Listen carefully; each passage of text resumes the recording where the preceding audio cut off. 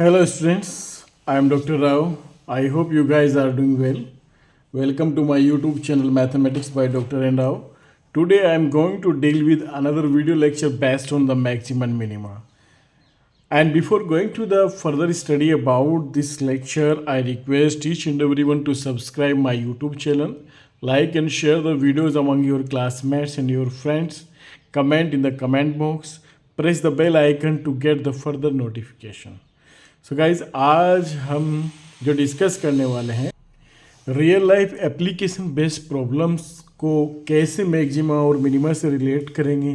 अगर हमारे पास कोई एक रियल लाइफ प्रॉब्लम दे दी जाए और उसे बोलिए कि इसका मैक्सिमा और मिनिमा, एक स्टेशनरी पॉइंट्स और फाइंड आउट द मिनिमम और मैक्सिमम, और हमसे कहा जाए कि find out the maximum amount और मिनिमम अमाउंट और requirement of maximum material or minimum material. In that respect, how will we deal the concept of maximum and minimum? बहुत आसान है, ठीक है। इसको समझने के लिए हम एक या दो क्वेश्चन यहाँ पे डील करने वाले हैं।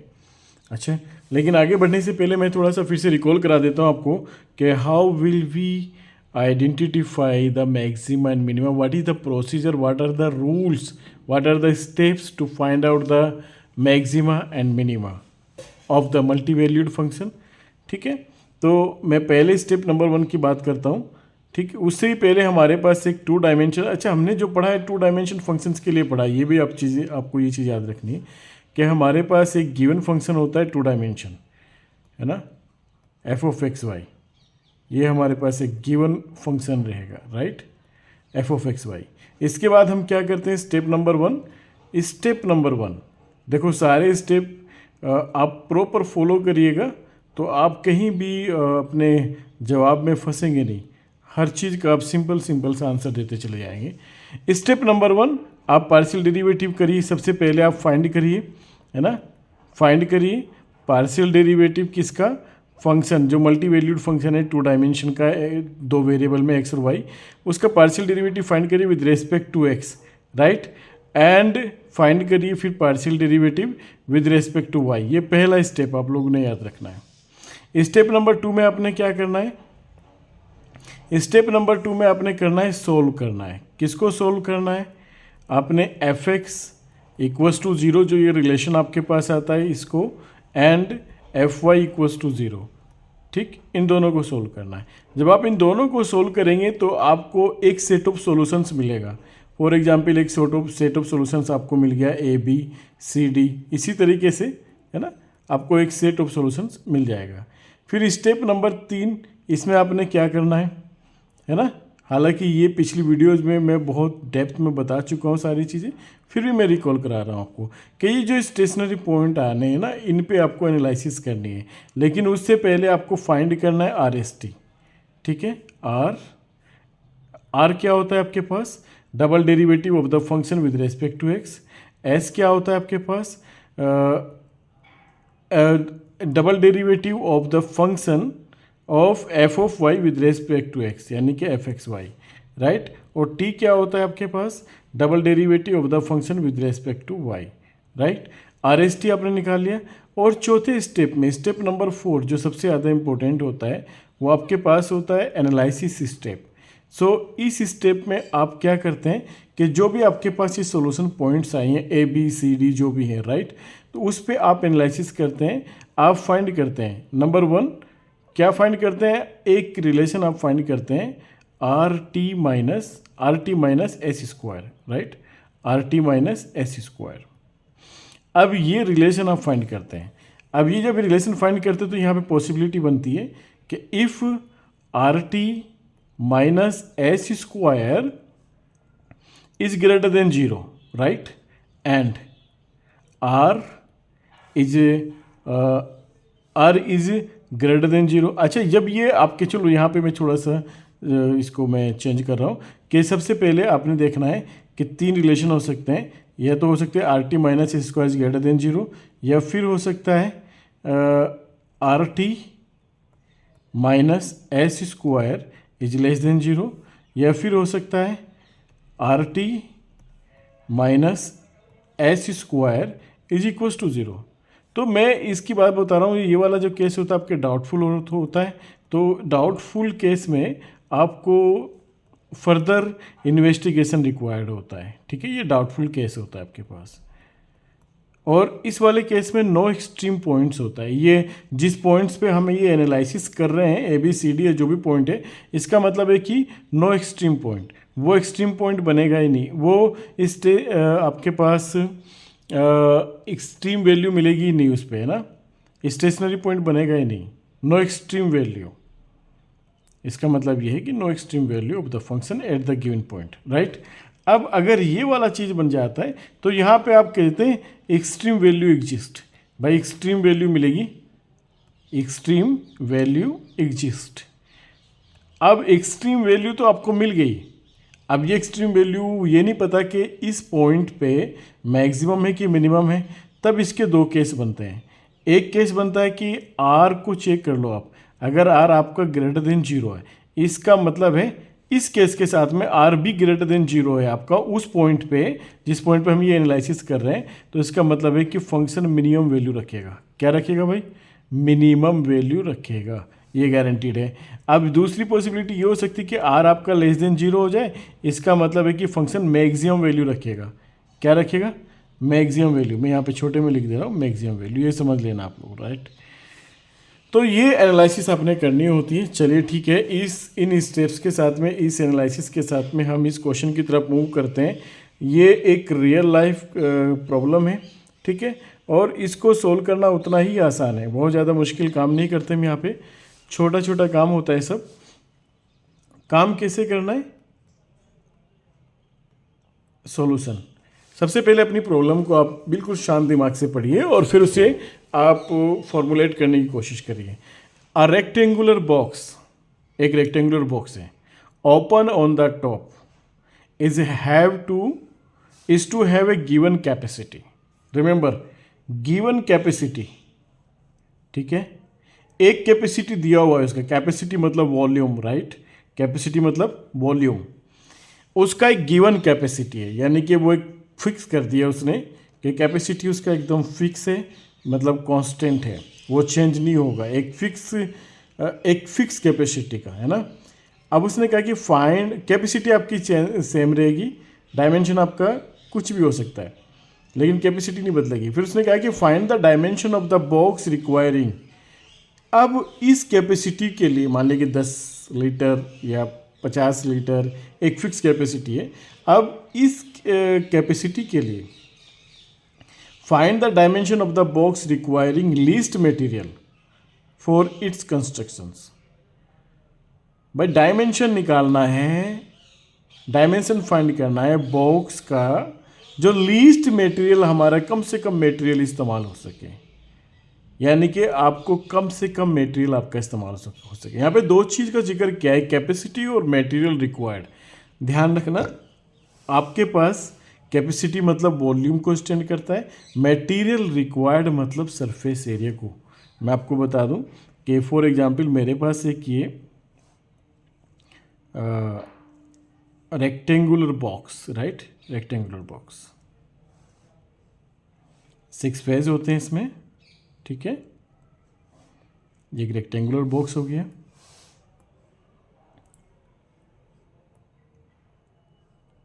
राइट। 6 फेज होते हैं इसमें, आमने सामने के फेज बराबर के होते हैं, राइट।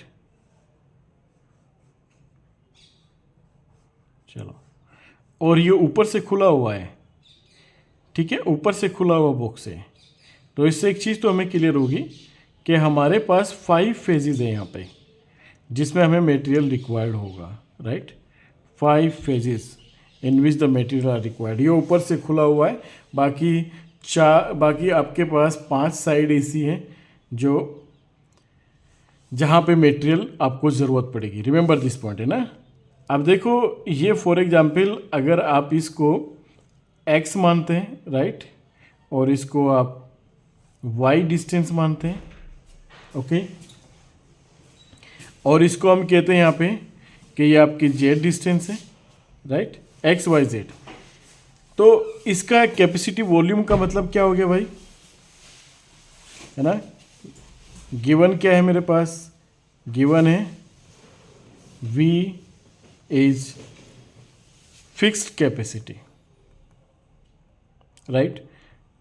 अब फिक्स्ड कैपेसिटी का मतलब क्या होगा कि ये कांस्टेंट रहेगी कैपेसिटी, यानी कि V वॉल्यूम क्या होगा इस रेक्टेंगुलर बॉक्स का, अगर मेरे पास, लेकिन वॉल्यूम पे जाने से पहले मैं कंसिडर कर लेता हूँ यहाँ पे length, breadth and height. Let x, y and z denotes length,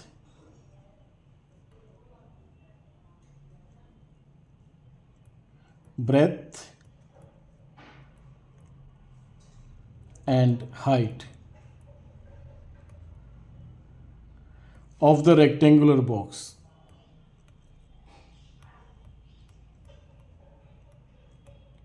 right भाई, डायमेंशन का मतलब भी वही होता है, लंबाई, चौड़ाई और ऊंचाई क्या है, ये उसका डायमेंशन को डिनोट करता है, ठीक है। अब यहाँ पे हमारा सवाल उठता है कि हमने अगर ये चीज़ कंसिडर कर ली, देन V मतलब वॉल्यूम, और वॉल्यूम क्या हो जाएगा मेरे पास, लंबाई गुना चौड़ाई इन गुना ऊंचाई, है ना, XYZ। और ये क्या है, एक फिक्स कैपेसिटी का, फिक्स कैपेसिटी मतलब it is constant, right, it is a constant. तो मैं यहाँ पे लिख दूँ ये कांस्टेंट है, V मेरा क्या है, कांस्टेंट है, remember this point, V is the constant, ठीक है। तो यहाँ से एक रिलेशन मेरे पास निकल के आएगा, चलिए इसको, इस रिलेशन को मैं से रख लेते हैं फिलहाल, है ना। और दूसरा इसने जिक्र किया है वहाँ पे, dimension of the box requiring the least material. Dimension का मतलब होता है आपका कर्व सरफेस एरिया से, सरफेस एरिया से, नॉट कर्व, क्योंकि यहाँ पे कर्व है ही नहीं, यहाँ पे सरफेस एरिया आएगा। और यहाँ पे टोटल सरफेस एरिया 5 फेस का होगा, क्योंकि ऊपर से बॉक्स आपका खुला हुआ है, ये आपके क्वेश्चन में दिया हुआ है ना। हाँ, open on the top, top से खुला हुआ है ना। तो एक फेज आपको चाहिए ही नहीं है, तो कहने का मतलब ये हुआ कि आपके पास जो डायमेंशन सरफेस एरिया होगा, अगर आप उसे एस से डिनोट करते हैं तो वो आपके पास रहेगा एक्स वाई, ठीक है, x y and then plus x y and 2 times x z and then plus 2 times ये आपके पास एक्स जेड वाला फेस हो गया, राइट, और ये वाला एक्स वाई वाला फेज, ठीक है। अब ये सामने वाला जेड और वाई, 2ZY, ठीक है, ये वाई जेड। तो ये आपके पास आ गया सरफेस एरिया। अब आपने, क्योंकि 6 फेज होते हैं आपके पास, आपके पास जो क्यूबॉइडल बोर्ड है, क्यूबॉइडल बॉक्स है, उसमें 6 फेस होते हैं, लेकिन आपका ऊपर से वो टॉप आपका फ्री है, ओपन है, तो एक आप यहाँ पे नहीं रखेंगे, है ना। तो ये 5 फेस रिक्वायर होंगे। अब हमें करना क्या है, हमारे पास जो मैक्सिमम मिले और मिनिमम हम निकालते हैं। अपने क्वेश्चन पे थोड़ा गौर दीजिएगा यहाँ पे, find the dimension of the box requiring the least material, है ना, लीस्ट मटेरियल, यानी कि XYZ की वो वैल्यू जिस पे आपको लीस्ट मटेरियल रिक्वायर्ड हो, ठीक। अब ये एक और चीज़ है यहाँ पे कि जो एस है आपका सरफेस एरिया, यानी कि ये मटेरियल देगा आपका, इस मटेरियल को अगर आपको लीस्ट करना है तो मैक्सिमा और मिनिमा के पास जाना होगा। और मैक्सिमा और मिनिमा निकालने के लिए हमने अभी 2 डायमेंशन फंक्शन का मैक्सिमा और मिनिमा सीखा है, 3 डायमेंशन फंक्शन का नहीं सीखा है। आप यहाँ पे देखिए XYZ 3 टर्म है ना, लेकिन हम यहाँ पे इसको 2 वेरिएबल का बनाने के लिए एक छोटा सा मैनिपुलेशन ये कर सकते हैं कि हम पहले वाले रिलेशन से, क्योंकि मेरा V कांस्टेंट है, यहाँ से हम Z निकाल लें, Z is equals to V upon XY, right. तो इससे क्या होगा, मेरा S जो होगा वो XY, वो 2 डायमेंशन फंक्शन बन जाएगा। फिर मैं मैक्सिमम और मिनिमम आसानी से डील कर सकता हूँ, V upon XY, right, and then plus 2 times Y and V upon XY, right. X से एक्स आपका कैंसिल हो जाएगा, यहाँ पे वाई से वाई कैंसिल हो जाएगा, तो हमारे पास जो सरफेस एरिया कैलकुलेट होके आएगा वो आएगा x y and then plus 2V upon y, right, and 2v/x, ये आ गया हमारे पास। अब ये जो मेरा सरफेस एरिया आ गया, ये 2 डायमेंशन फंक्शन आ गया। बेसिकली मुझे ये निकालना था। इसके बाद का काम तो हम कर ही लेते हैं, इसके बाद का काम तो हम बहुत आसानी से कर लेंगे। अब हमें ये f(x, y) को मैक्सिमम और मिनिमम निकालना है। ठीक है, उसको हमें चेक करना है कि ये मिनिमम किस पॉइंट्स पे होगा। ठीक है, अब उसके लिए हम अपना स्टेप्स फॉलो कर लेते हैं। स्टेप नंबर 1 हम क्या करते हैं? Step number 1, we need to calculate fx and fy, find fx। अब fx क्या होगा? Partial derivative with respect to x, इसको कैलकुलेट करते हैं तो ये आपको देगा y। ठीक, और ये y दे दिया क्योंकि x का डेरिवेटिव, इसमें x y में x का डेरिवेटिव 1 हो गया। यहाँ पे इसका 0 हो जाएगा, राइट, x के रेस्पेक्ट में, क्योंकि यहाँ पर कोई टर्म नहीं है। v आपका कांस्टेंट है। रिमेंबर यहाँ पे v को फंक्शन नहीं मानना है क्योंकि वो फिक्स कैपेसिटी का, तो v को हम कांस्टेंट ले रहे हैं यहाँ पे। कुछ बच्चे इसे एक्स वाई जेड का फंक्शन मान के चलेंगे, नहीं, वो गिवन कैपेसिटी का मतलब वो कांस्टेंट ट्रीट करेंगे इसे। तो ये 2v एक कांस्टेंट हो गया और y x के रेस्पेक्ट में कांस्टेंट हो गया। इस टर्म का डेरिवेटिव हो गया 0। नाउ इस टर्म का डेरिवेटिव क्या होगा विद रेस्पेक्ट टू x? ये हो जाएगा -2v/x², राइट। तो ये आपके पास fx आ गया निकल के। fy भी आप इसी तरह निकाल लेंगे, तो यहाँ पे x -2v/y² आ जाएगा। इस टर्म का डेरिवेटिव 0 आ जाएगा। अब ये स्टेप नंबर 1 आपका यहाँ पे कंप्लीट हो गया। स्टेप नंबर 2 में हम स्टेशनरी पॉइंट निकालते हैं। स्टेशनरी पॉइंट निकालने के लिए हम सोल्व करते हैं किसको? fx = 0 करते हैं हम। fx = 0 का मतलब है कि y -2v/x² = 0, राइट। और इसी तरीके से हम fy = 0 करते हैं। fy 0 करने का मतलब है हमारे पास x -2v/y² = 0। अब इन दोनों रिलेशंस को, ये हमारे पास जो रिलेशन है और ये वाला जो रिलेशन है, इन दोनों को साइमल्टेनियसली सोल्व कर लो और x और y की वैल्यू निकाल लो। अब जैसे कि मैं रिलेशन नंबर 2 की अगर बात करूँ तो मैं इसको लिख सकता हूँ x = 2v/y², और मैं पहले रिलेशन से y की वैल्यू निकाल के फ्रॉम द फर्स्ट रिलेशन से मेरा y की वैल्यू क्या आएगा निकल के? 2v/x²।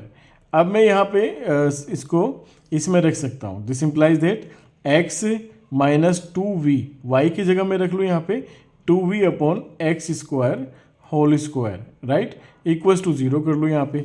इसको मैं सिंप्लीफाई कर रहा हूँ। यहाँ पे मैंने y की वैल्यू सब्स्टिट्यूट कर दी, right, in place of y। अब इसको सिंप्लीफाई कर लीजिए आप। ये हो जाएगा x -2v डिवाइड में क्या आ गया आपके पास? 2v² एंड x⁴ आपके पास ऊपर आ जाएगा। देखो यहाँ पे ना x² है, x लिखा गया यहाँ पे, तो ये x⁴ ऊपर आ गया, राइट, ये आ गया। अब इस 2v से ये स्क्वायर आपका कैंसिल हो गया। तो यहाँ पे हमारे पास जो बचता है, एक x हम यहाँ से कॉमन ले लें, तो x -x⁴/2v, ये बहुत ही छोटा छोटा काम रहता है यहाँ पे ना। वही सिंपल सी कैलकुलेशन हमें करनी होती है। तो यहाँ पे इसका मतलब हमारे पास x की 2, अच्छा x मेरा 0 हो नहीं सकता है क्योंकि x मेरा क्या है? लंबाई है ना, लंबाई है मेरे पास जो क्यूबॉइडल बॉक्स दिया हुआ है मेरा, तो लंबाई कभी भी हम 0 नहीं ले सकते। ठीक है, तो ये तो नॉन जीरो हो गया। नॉन जीरो हो गया तो बराबर जीरो होने के लिए इसको जीरो होना पड़ेगा। दिस इम्प्लाइज दैट कि x माइनस, अच्छा यहाँ से, हाँ, जब आपने x कॉमन लिया तो यहाँ पे 1 आएगा, ये है ना, 1 - x⁴/2v। तो यहाँ से हमें मिल जाता है 1 - x⁴/2v = 0। और ये इम्प्लाइज करेगा आपको कि x⁴/2v = 1, राइट, इसे बराबर से इधर लिया है। और दिस इम्प्लाइज दैट कि x⁴ = 2v, और this implies that x = 2v⁴ right. तो यहाँ से x की वैल्यू आपकी निकल आई। जब ये आपके पास x की वैल्यू आई तो आप एक काम करें, किसी भी रिलेशन में y की वैल्यू में इसमें रख दें आप, है ना, कोई से भी एक रिलेशन में रख दें आप, थर्ड में रख दें, फोर्थ में रख दें। तो मैं एक काम करता हूँ यहाँ पे कि इस रिलेशन में यहाँ पे x की जगह वैल्यू रख देता हूँ। क्या? मैं x की जगह वैल्यू रख देता हूँ ये 2v⁴ तो मेरे पास y = क्या हो जाएगा? 2v / 2v⁴ ठीक है। तो यहाँ से मेरा y क्या कैलकुलेट हो गया? अब यहाँ पे देखो ये 2v⁴ है, तो यहाँ पे हो गया 2v⁴ (1 - 1/3), राइट। तो यहाँ से मेरे पास ये क्या हो गया, तो यहाँ पे जब हम इसको कैलकुलेट करने जाएंगे, अच्छा यहाँ पे ना ये स्क्वायर है, रिमेंबर दिस पॉइंट इज, यहाँ पे एक्स स्क्वायर है, तो यहाँ पे मेरे को यहाँ पे स्क्वायर रखना है, क्योंकि ये x की वैल्यू है मेरे पास 2v⁻1/3 और x स्क्वायर की हो जाएगी 2v की होल पावर 2/3, तो यहाँ पे 2 में ये आ जाएगा 1 - 2/3 आ जाएगा। इसका मतलब हो गया कि 2v की पावर आ गया आपके पास 1/3। अब अगर गौर से आप देखें कि ये x और y की वैल्यू आपके पास बराबर आ गई, x और y आपके पास आ गया 2v की पावर 1/3। ये आपके पास स्टेशनरी पॉइंट आ गई जो आपके स्टेप नंबर 2 में आपने किए। Now we are required to find the step number 3, और स्टेप नंबर 3 हम किससे निकालेंगे भाई? स्टेप नंबर 3 में हम क्या निकालते हैं? स्टेप 3 में हम कैलकुलेट करते हैं fxx और RST हम कैलकुलेट करते हैं। वी नीड टू फाइंड, क्या हमें फाइंड करना है? We need to find R यानी कि fxx, राइट, S यानी कि fxy, राइट, एंड टी यानी कि FYY, हमें ये कैलकुलेट करना है। ओके, स्टेप्स वही फॉलो करने हैं हमें। अब R को देख लेते हैं, हम अपने fx को देख लेते हैं। fx मेरे पास क्या था, ये रहा, ये fx है। जब दोबारा इसे x के रिस्पेक्ट में डिफ्रेंशिएट करेंगे तो y कांस्टेंट ट्रीट हो गया, इसका डेरिवेटिव हो गया 0, तो मेरे पास यहाँ पे fxx निकल के आया -2v, और मैं इसको कर लूँगा यहाँ पे क्या, ये x की पावर -2, तो ये हो जाएगा आपके पास 4v, यहाँ पे आ जाएगा आपके पास 4v upon x⁻3, right, 4v upon x⁻3। एक बार फिर से चेक कर लो, y का डेरिवेटिव 0 हो गया, और 2v और x की पावर -2 यहाँ पे नीचे आ जाएगा, तो पावर -3। तो इसी तरीके से आपके पास t के रेस्पेक्ट में हम जाएंगे। t का क्या बनेगा भाई? FYY का बनेगा आपके पास 2v अपॉन ये 4v upon, right, 4v upon y⁻3। अब fxy का चलेंगे। fxy का मतलब है जो fy था उसका x के रिस्पेक्ट में, यानी कि 1 माइनस, अच्छा ये देखिए इसका 1 ही आ जाएगा, सिंपली इसका 1 आ जाएगा, क्योंकि y इसको x के रिस्पेक्ट में करेंगे तो ये आपके पास कांस्टेंट है, ये 0 हो जाएगा और x का हो जाएगा 1, है ना, तो s आपके पास यहाँ पे डायरेक्ट ही 1 आ गया। ठीक, अब हमारे पास ना पॉइंट आ रहे थे, स्टेशनरी पॉइंट, क्या, 8x = y, है ना, और मैं बेहतर है कि मैं इसको यहाँ पे डील करूँ सामने, ताकि एक आसानी हो। मेरे पास स्टेशनरी पॉइंट मैंने क्या निकाले, अब मैं स्टेप नंबर 4 को फॉलो करूँगा।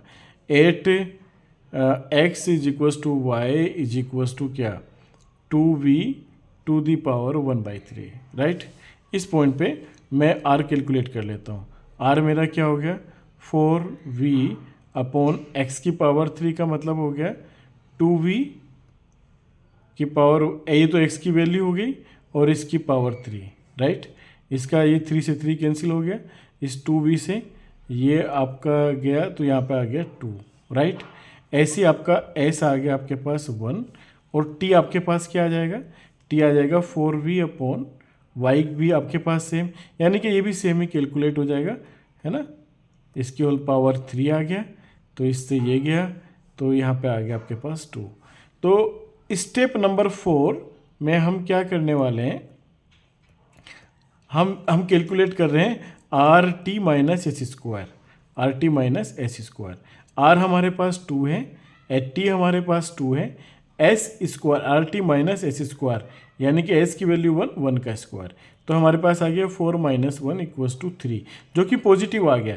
अब ये पॉजिटिव आ गया, इसने एक गारंटी तो ले ली यहाँ पे, this implies that extreme values exist, extreme values of the given function, यानी कि सरफेस एरिया का एक्सट्रीम वैल्यूज एग्जिस्ट करेगा, या तो मैक्सिमा होगा या मिनिमा होगा। नाउ अब हम r को चेक कर लेते हैं। Now r, what about the r eight the given point, r मेरा क्या है, 2 है, तो वो पॉजिटिव है, पॉजिटिव है, ठीक है। दिस इम्प्लाइज दैट कि क्या होगा, this implies that s has minimum, उसके पास मिनिमम होगा, है ना, ये मिनिमम होगा।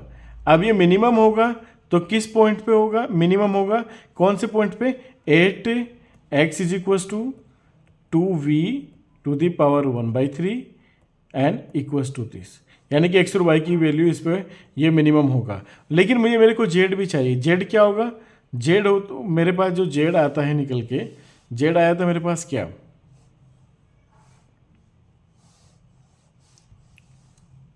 जेड था मेरे पास v upon X Y, right, v upon X Y.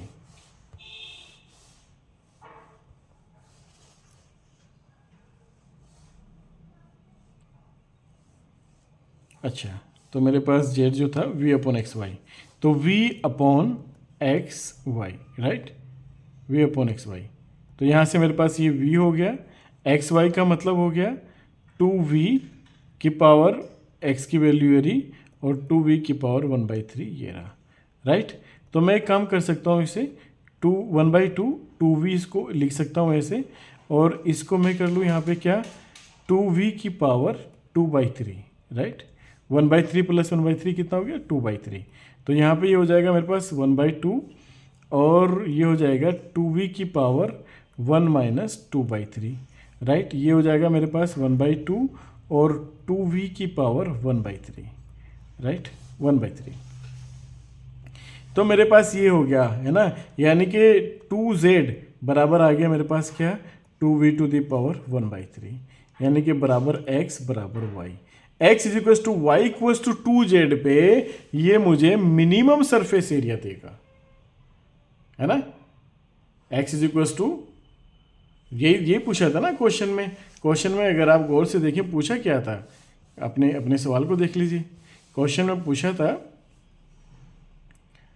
Find the dimension, x y z निकालना था जिसपे आपके पास least material for the construction, ये लीस्ट मटेरियल रिक्वायर्ड हो, है ना। तो यानी कि सबसे छोटी आपको डायमेंशन निकालना था लीस्ट मटेरियल पे, हो गया, है ना। थोड़ा लेंदी है ना, लेकिन अगर आपसे लॉन्ग आंसर्स में पूछा जाए तो आप बहुत बेहतरीन तरीके से जवाब दे सकते हैं इसका, ठीक है। I hope you understood this questions. Now एक छोटा सा क्वेश्चन हो रहे, साथ साथ में इसको भी हम डिस्कस कर लेते हैं। और क्वेश्चन हमारे पास क्या है, prove that the sum of the three positive numbers is constant, sum of the three positive number is constant. भाई पहले तो तीन पॉजिटिव नंबर कंसिडर कर लो। सबसे पहले let x y and z are three positive numbers, are three positive numbers and do that which question says. भाई उतना ही करते रहो जितना क्वेश्चन कह रहा है, उससे बाहर मत जाओ, ठीक है।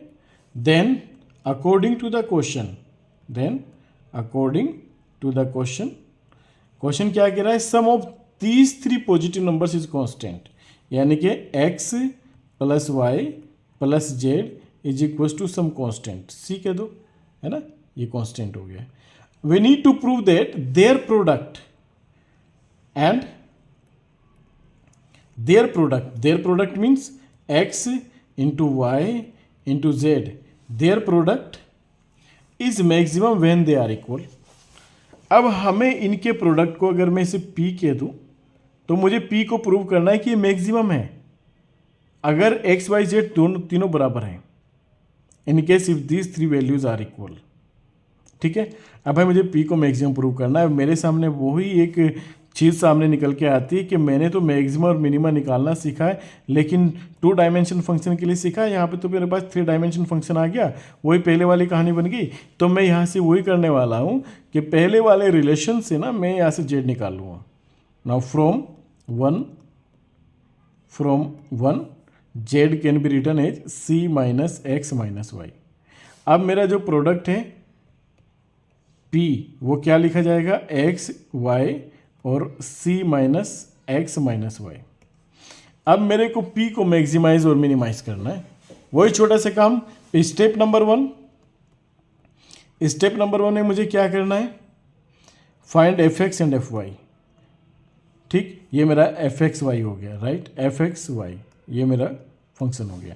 तो सबसे पहले मेरे को फाइंड एफ एक्स फाइंड करना है। यहाँ पे एक्स के दो फंक्शन है, एक ये रहा एक ये रहा। तो यहाँ प्रोडक्ट रूल आप लगा सकते हैं, ठीक है। अब पहले आप एक काम करिए कि एक्स वाई को आप ऐसे लिख लीजिए और इसका डिफ्रेंशिएट कर लीजिए विद रेस्पेक्ट टू एक्स, तो यहाँ से आपको -1 मिल जाएगा। देन प्लस अभी आपने एक्स वाई का डेरिवेटिव कर लो विद रेस्पेक्ट टू एक्स, आपको वाई मिला और यहाँ पे c - x - y आपको मिल गया, राइट। इसी तरीके से आप एफ वाई कैलकुलेट कर लें। एफ वाई में भी सेम वही कहानी होगी, x y then -1 and then plus यहाँ पे x आ जाएगा और c -x - y, right. Step number 2 आपने क्या करना है कि सोल्व करना है इन दोनों रिलेशन को साइमल्टेनियसली, ठीक है। तो दोनों रिलेशन को आप साइमल्टेनियसली सोल्व करने के लिए हम क्या करेंगे, स्टेप नंबर 2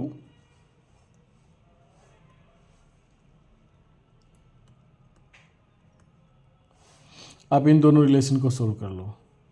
अच्छा, यहाँ पे एक्स वाई लिखा जाएगा, राइट। इन दोनों रिलेशन को जब सोल्व करेंगे, solve f x equals to 0 and f y equals to 0 simultaneously. इन दोनों को सोल्व करते हैं, यानी कि हमारे पास क्या आ गया, y c -x - y is equals to x Y, right. और x c -x - y is equals to x y. ये हमारे पास रिलेशन आ गए दोनों, ठीक है। इनको सब्सट्रैक्ट कर लो एक दूसरे से, या इसको इसमें से इसको इसमें से, तो ये कैंसिल आउट हो गया। तो यहाँ पे हमारे पास क्या बचा, y into this and -x into this. तो ये c -x - y आपने कॉमन ले लिया, हमारे पास यहाँ पे बचा क्या, y - x, right, is equals to 0। तो इसका मतलब ये हो गया कि हमारे पास यहाँ से मिल गया कि y is equals to x, ठीक है। y इज इक्वल्स टू, क्योंकि ये वाला तो कुछ आपको देगा नहीं y, तो y is equals to x हमें यहाँ पे एक स्टेशनरी एक चीज़ ये मिल गई। दूसरा हमें क्या मिलेगा, आप थोड़े से क्वेश्चन की तरफ देखेंगे अपने एक बार। देखो क्वेश्चन में आपको आंसर छिपा हुआ है, prove that their product is maximum. हमें ये प्रूव करना है कि प्रोडक्ट मैक्सिमम होगा, यानी कि P मैक्सिमम होगा जब ये तीनों वैल्यूज आपके पास जो तीनों नंबर हैं तीनों इक्वल हो जाए, यानी कि जब ये x equals to y equals to z हो जाए, है ना। Now according to the question, हमें क्वेश्चन में क्या दिया हुआ है, फिर से यहाँ पे देखें, according to the question if x is equals to y is equals to z, तब हमें मैक्सिमम उसे प्रूव करना है। तो एट दिस पॉइंट हमारे पास जो c होगा, c क्या होगा मेरे पास, क्योंकि c मेरा है क्या, x plus y plus z equals to c, तो c मेरा यहाँ पे कैलकुलेट हो जाएगा क्या, अगर मैं रखूँ कि x y z को बराबर रखूँ तीनों को, तो ये हो जाएगा मेरे पास 3x, यानी कि यहाँ से x की वैल्यू मेरे पास क्या निकल के आएगी, c/3, राइट, जो कि मेरे पास वैल्यू y की भी होगी वही और z की भी वैल्यू यही होगी। तो मेरे को अब ये इन दोनों पॉइंट पे ये मेरा स्टेशनरी पॉइंट आ गया ना। स्टेशनरी पॉइंट्स मेरे को क्या मिला, स्टेशनरी पॉइंट्स मेरे को मिला यहाँ पे c/3, c/3। इन स्टेशनरी पॉइंट पे, क्योंकि x इक्वल्स टू वाई मैंने निकाला स्टेशनरी पॉइंट वहाँ पे, है ना, और according to the question x y z बराबर होगा तभी मैक्सिमम वैल्यू मिलेगा, यानी कि x की वैल्यू आपके पास c/3 और y की वैल्यू भी c/3, ये स्टेशनरी पॉइंट आ गया आपके पास। अब स्टेप नंबर 3 में आपने क्या करना है, RST निकालना है। RST आपने क्या करना है, फाइंड RST। R आपके पास क्या होता है, fx होता है, राइट। S क्या होता है आपके पास, fxy होता है, और T क्या होता है, fyy होता है, राइट। तो fx आपके पास क्या हो गया, fx का मतलब हो गया आपके पास ये fx है, fx का मतलब हो गया कि माइनस का y, राइट। और यहाँ पे आप एक काम करिए, माइनस का y और partially derivative with respect to x, तो y तो हम ऐसे रहने दें, और इसका हो जाएगा -1, राइट, इसका हो जाएगा क्या, -1, ठीक है। और एफ वाई जो है मेरे पास, एफ वाई क्या है, ये रहा, इसको विद रिस्पेक्ट टू एक्स करते हैं तो ये माइनस वाई देगा यहाँ पे, ठीक है, ये आपको दे दिया यहाँ पे माइनस का वाई, राइट, माइनस वाई दे दिया। और विद रिस्पेक्ट टू एक्स, यहाँ पे एक्स के दो फंक्शन बन जाएंगे, ठीक। तो एक फंक्शन आपके पास बन गया क्या, एक्स का करेंगे plus c minus x minus y, and then plus x को हम ऐसे ही रख लेते हैं, राइट, और इसको c minus x minus y का एक्स के रिस्पेक्ट में आ जाएगा -1, राइट, -1।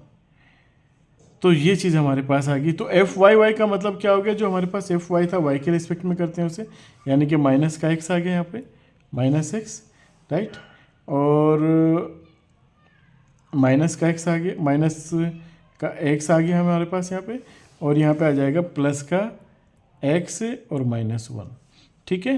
तो आर मेरे पास आ गया यहाँ पे माइनस का 2y, और टी आ गया मेरे पास माइनस का 2x, राइट, और s मेरे पास क्या आ गया,